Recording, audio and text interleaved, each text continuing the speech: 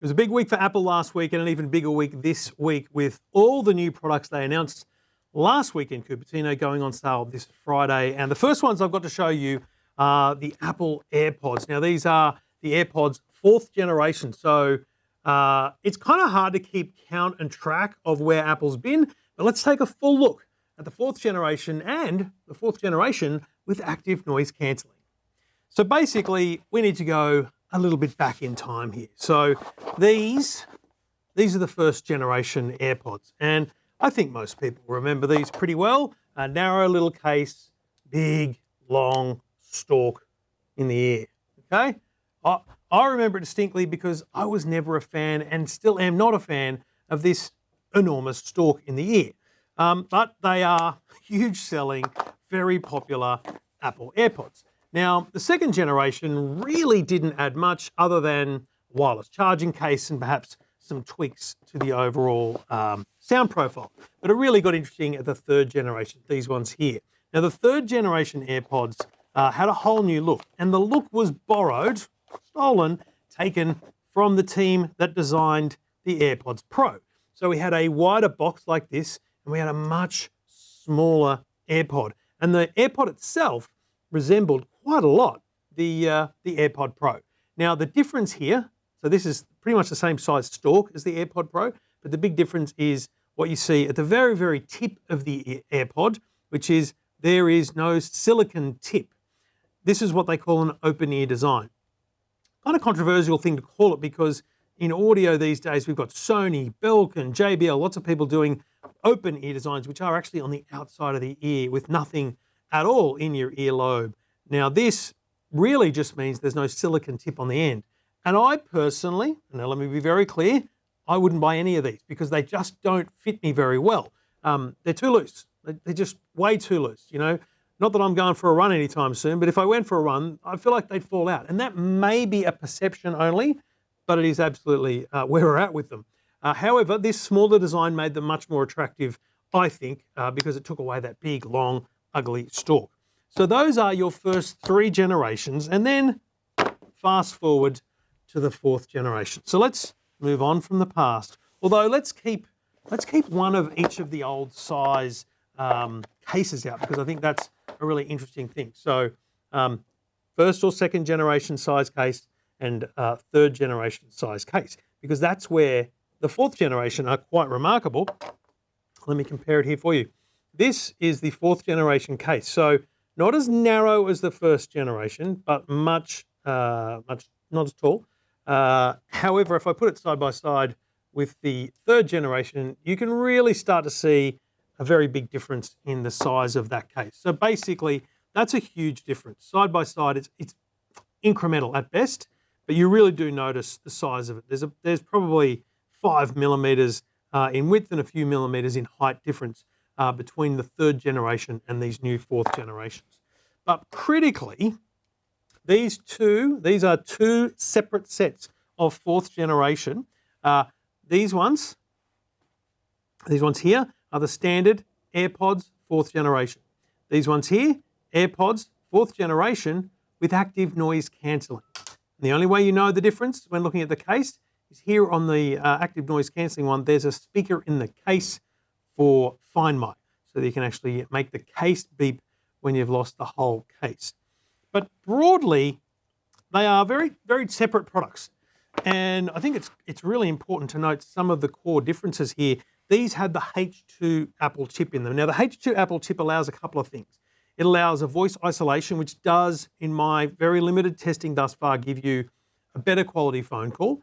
What it does is it kind of isolates you from the noise around you. So you get this sense of, you're talking to someone and you're like, oh, listen, I'm sorry, it's so noisy here. The person at the other end of the line is likely to say, what are you talking about? It sounds great. There's no issue. And in the ear, they've got the smaller stalk, and I think for most people that's a better look overall. I'm still yet to really find a comfortable fit for me. Once again, I feel much better with the snug fit of a silicon tip, but that is a personal. Like even just shaking my head there, I feel like I can feel it move. But maybe I've just got weird ears. Voice isolation is one really big thing about the H2 chip. The other one is Siri interactions. So So when you're wearing these with Siri, you can just say the word Siri instead of Hey Siri. But also critically, when Siri says there's a incoming call, you can just go, You don't need to say a word. Shake your head, call is rejected. Nod your head to say yes. So those little interactions, I mean, it's a cool feature. I don't see myself using it a lot in everyday life. Interestingly, the battery life on these over the life of the earbud and the case is still 30 hours. However, the bud itself only has a 5-hour battery life. That's down an hour from the third generation. So, not a deal breaker, but I think that for a lot of people, that's kind of a downgrade. So 5 hours in the earbud, total of 30 hours when you charge it. And I believe it's something like 5 minutes in this case gives you around an hour of overall use time. There's no massive difference between, in fact, there's physically zero difference between the buds, noise cancelling or otherwise, zero difference. They are exactly the same, only that you get noise cancelling in the AirPods 4 with A and C. Now, the difference in price, $219, $299. Now, I think that's a very interesting decision by Apple because those are very aggressive prices. Now, let's just think about it. The previous, like third generations, I think you'll find them for around $249. I don't think they retailed too much more than that, but they were never down as low as $220. So Australian dollars, $219 for the standard AirPods 4. And that is a very good price for Apple AirPods. Now, look, I can't beat around the bush enough to say, if you're in the Apple ecosystem, you've got a Mac, you've got an iPad, you've got an iPhone, it's almost impossible to recommend anything else to you. Even though there are better value and better quality headphones out there, it's very hard to recommend them because the switching between devices is a game changer. When you're on a plane listening to music on your phone and you press pause, or you don't even have to press pause, you press play on Netflix on your iPad and it just starts playing. It just works. Now, if you've got standard set of headphones from any other manufacturer, you really are pairing between them. You've got to click to enable them from device to device. That's a game changer. That's a deal breaker, which makes the $220 AirPods 4 a brilliant buy. $299 for noise cancelling. Again, that takes noise cancelling to a whole new price level for Apple. But I want to give you an example of another product, and that is the JBL Live 3s. Now, these are $250 RRP. I suggest, I've already seen them at $199. I think they'll fluctuate over time, Black Friday, Christmas, that kind of stuff. You'll probably see these at $199. These are either with a silicon tip or the open ear design, like the AirPods.